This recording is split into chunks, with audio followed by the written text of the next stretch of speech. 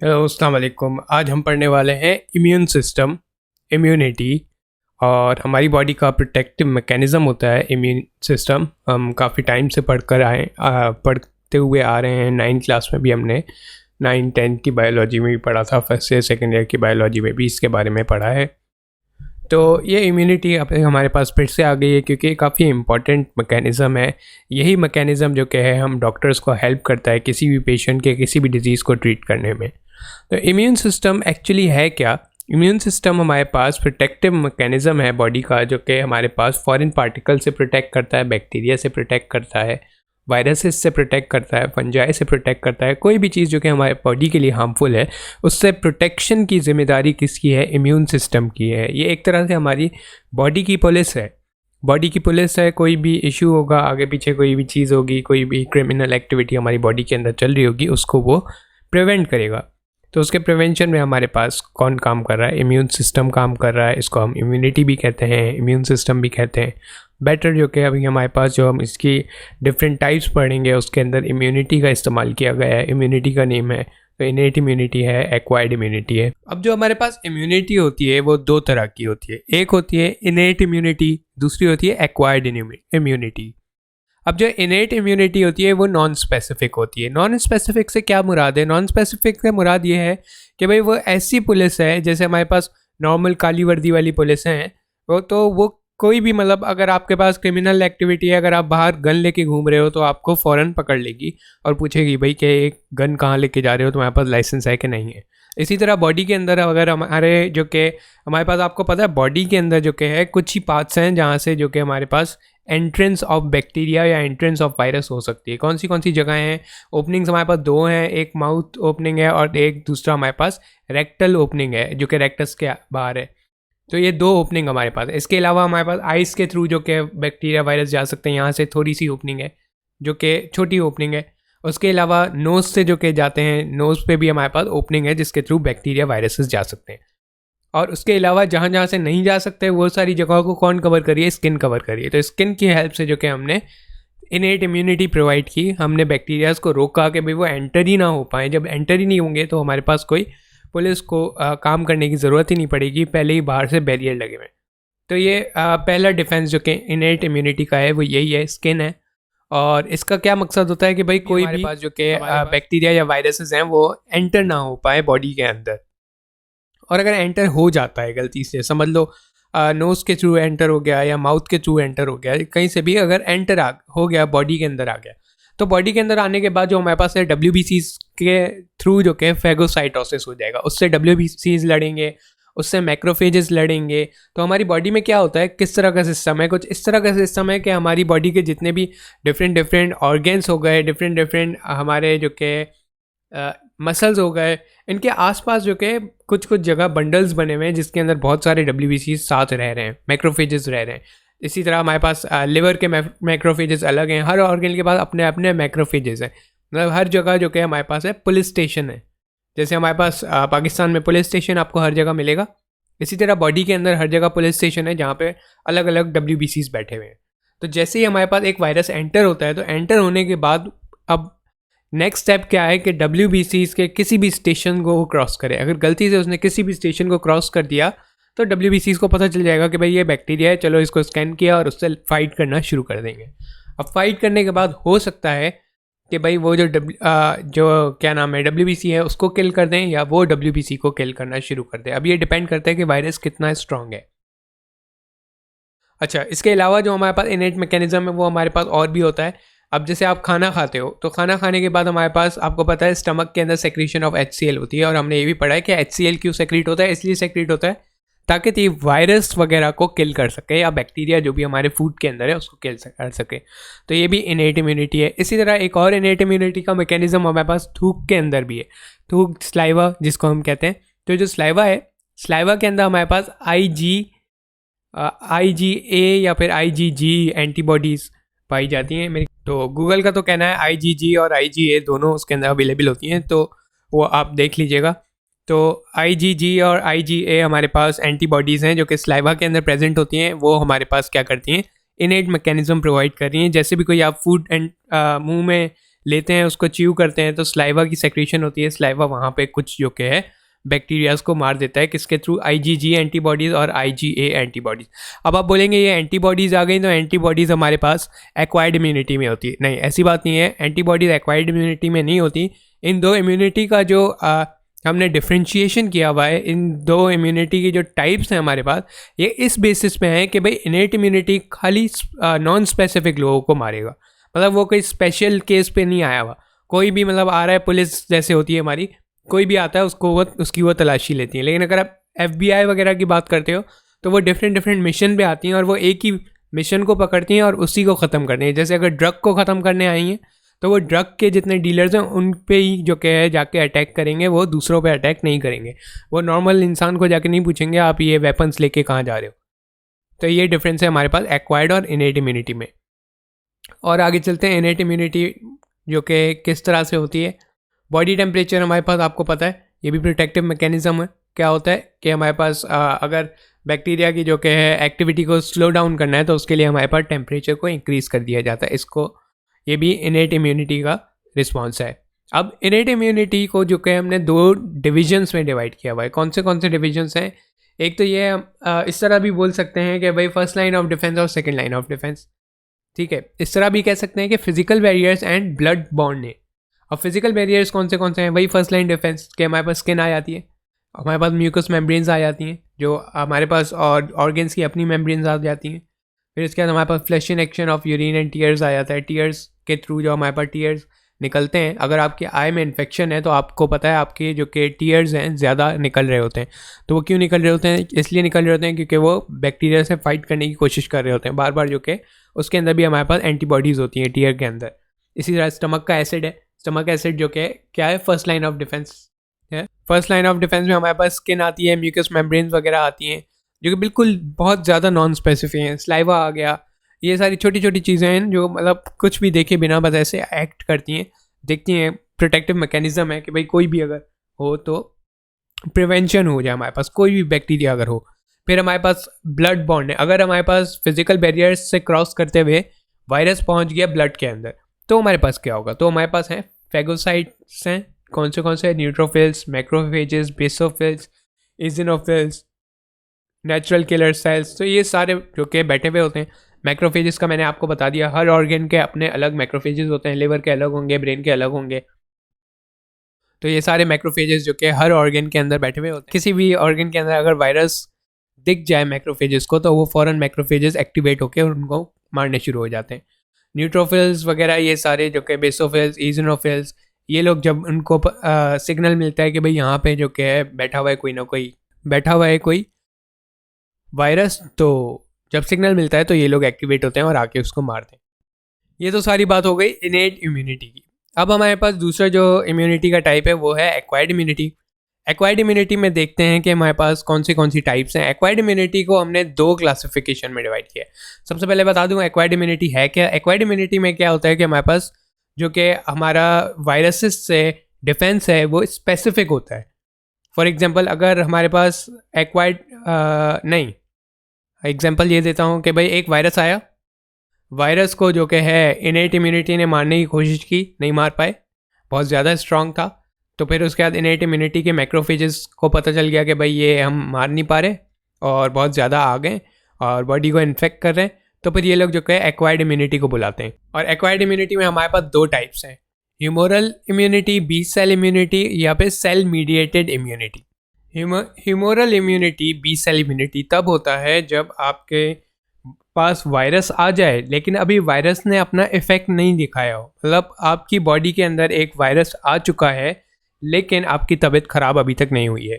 और cell mediated ऐसा हमारे पास जो कि है इम्यूनिटी है, वो ऐसा रिस्पॉन्स है जिसके अंदर ये होता है कि भाई वायरस आया, वायरस ने अटैक किया, आपके WBCs को काफ़ी सारों को मार दिया, फिर उसके बाद टी सेल जो कि रिस्पॉन्ड करेगा, बोलेगा कि भाई ये क्या हो गया, हमारे पास जो कि एमरजेंसी आ गई, अब टी सेल ने जो कि रिस्पॉन्ड करना है फ़ौरन। और जब हमारे पास अभी कुछ ऐसा हुआ नहीं होता, WBC जो कि अपना एक्ट ठीक से कर रहे होते हैं और फिर जो कि ह्यूमरल बी सेल जो कि रिकॉग्नाइज़ करेंगे कि भाई ये सेल ऐसे ऐसे है और इनको जो कि एक्टिवेट होंगे और जो कि स्पेसिफिक किलिंग जो कि शुरू करेंगे किसकी, हमारे वायरसेस की। फिर इसके बाद हम बात करते हैं ह्यूमोरल इम्यूनिटी की और थोड़ा डिटेल में। ह्यूमोरल इम्यूनिटी हमारे पास B cell immunity, B cells की वजह से होती है। बी सेल्स क्या है? B lymphocytes. बी सेल्स की वजह से जो कि हमारे पास ये इम्यूनिटी प्रोड्यूस होती है, इम्यूनिटी का एक्शन होता है। अब बी सेल्स का वे ऑफ एक्शन क्या है कि भाई बी सेल्स क्या करेंगे? बी सेल्स हमारे पास एंटीबॉडीज प्रोड्यूस करते हैं। अगर बी सेल को किसी भी वायरस को मारना है तो वो खुद जाके नहीं मारेगा, वो क्या करेगा? एंटीबॉडीज़ प्रोड्यूस करेगा। वो एंटीबॉडीज़ जाके उस वायरस के ऊपर लग जाएंगी या उस बैक्टीरिया के ऊपर लग जाएंगे और ऐसे ऐसे उस पूरे को ख़त्म कर देंगे। अब बात करते हैं हम सेल मीडिएटेड इम्यूनिटी की। सेल मीडिएटेड इम्यूनिटी जैसे मैंने आपको बताया कैसे एक्टिवेट होती है, जब हमारे पास कोई भी इन्फेक्शन शुरू हो जाता है उसके बाद जो कि हमारे पास टी सेल्स आ जाते हैं। अब टी सेल्स की एक्टिवेशन थोड़ी सी डिफ़िकल्ट है। बी सेल्स तो एक्टिवेट हो जाते हैं खुद ही, एक तो खुद ही भी हो जाते हैं, दूसरा टी हेल्पर सेल से भी हो जाते हैं, मैक्रोफेजेस से भी हो जाते हैं, सही है। लेकिन टी सेल्स जो के हैं उनके एक्टिवेशन के लिए थोड़ा सा मसला है। वो ये है कि वही वो वेट करते हैं जब तक मैक्रोफेज उनको मैसेज ना पहुंचाए। तो वो थोड़ा हम कह सकते हैं हाई सोर्स वाले बंदे, उन तक जब तक चिट्ठी नहीं पहुंचेगी, कहते हैं ना जैसे स्कूल वाले एप्लीकेशंस दो, तो जब तक एप्लीकेशन नहीं आएगी तब तक वो लोग अमल नहीं करेंगे। तो यही सीन टी सेल्स का भी है, इनका अपना चौड़ा है कि भाई ये बोलते हैं मैक्रोफेजेस जब तक हमें ईमेल नहीं करेंगे तब तक हम लोग जो कि एक्शन में नहीं आएंगे। तो मैक्रोफेजेस जब ईमेल करते हैं तो भी टी सेल्स खुद एक्शन में नहीं आते, टी के हेल्पर सेल आते हैं, मतलब उनके असिस्टेंट आते हैं, T helper cell. T helper cell जब एक्टिवेट हो जाएंगे, टी हेल्पर सेल जो कि है हमारे पास मेमोरी हेल्पर सेल बनाएंगे, मेमोरी सेल्स बनाते हैं, टी मेमोरी सेल्स बनाते हैं और साइटोटॉक्सिक जो कि सेल्स हैं उनको एक्टिवेट करते हैं। और साइटोटॉक्सिक टी सेल्स भी मेमोरी साइटोटॉक्सिक टी सेल्स बनाते हैं और फिर इसके बाद नॉन स्पेसिफिक किलर सेल्स भी बनाते हैं। अच्छा, अब यहाँ पे चीज़ें थोड़ी कॉम्प्लिकेटेड हो रही हैं, तो अब मैं शुरू करता हूँ कि भाई दोनों एक्टिवेट किस तरह से होते हैं। बी सेल्स का एक्टिवेशन तो सिंपल है, वो ये है कि भाई उसने एंटीजन देखा, खुद ही आइडेंटिफाई किया और फिर इसका एंटीबॉडीज़ बनाना शुरू की और वो एंटीबॉडीज़ जाके आगे जो कि दूसरों को मारेंगी। उसी के साथ साथ उन्होंने अपने बी मेमोरी सेल्स भी बना लिए।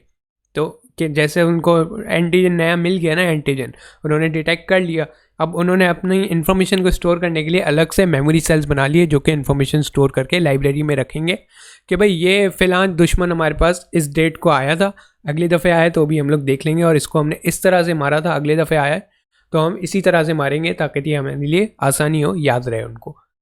फिर टी सेल्स के अंदर हमारे पास क्या होता है? मैक्रोफेजेस को पता चलता है कि भाई एंटीजन आया है, मैक्रोफेज अपने पास से जो कि मैसेज ट्रांसफ़र करेगा, टी सेल्स के पास लेके जाएगा, टी सेल्स के हेल्पर सेल्स के पास लेके जाएगा। अब टी सेल्स के हेल्पर सेल्स हमारे पास एक्टिवेट करेंगे साइटोटॉक्सिक सेल्स को और टी किलर सेल्स को भी, दोनों को एक्टिवेट करेंगे। और वो लोग जो कि टी हेल्पर सेल अपनी मेमोरी बनाएंगे, बी हेल्पर सेल ने अपनी मेमोरी बना दी कि भाई ये एंटीजन फिलहाल डेट को आया था और हमने इसको इस तरह से मारा, नेक्स्ट टाइम अगर आए तो भी इसको आइडेंटिफाई करके और इसी तरह से मारना, जल्दी मर जाएगा। ठीक है, तो यहाँ तक हमारे पास जो कि कॉन्सेप्ट समझ आ गया कि भाई किस तरह से एक्टिवेट होते हैं और किस तरह से मारते हैं। अब हमारे पास टी सेल्स के थोड़े डिफरेंट सेल्स आ गए, तो हमारे पास थोड़ा सा इसका भी कन्फ्यूजन हो गया कि कौन सा सेल कौन से स्पेसिफिक फंक्शन करता है। कौन से सेल्स आ गए? टी सेल्स के हमारे पास आ गए हेल्पर टी सेल आ गया हमारे पास, साइटोटॉक्सिक टी सेल्स आ गया हमारे पास, और सप्रेसर टी सेल्स आ गया। सप्रेसर टी सेल्स का फंक्शन ये होता है कि भाई वो हमारे पास इम्यून सिस्टम अगर एक शुरू हो गया है तो इसको स्टॉप करता है। इसका बहुत बड़ा फंक्शन है, वो ये है कि भाई आपको पता है इम्यून सिस्टम खाली फॉरेन पार्टिकल को नहीं प्रोटेक्ट करता है, समटाइम्स हमारे पास अपना ही सेल जो कि है फॉरेन पार्टिकल बन जाता है। किस तरह से?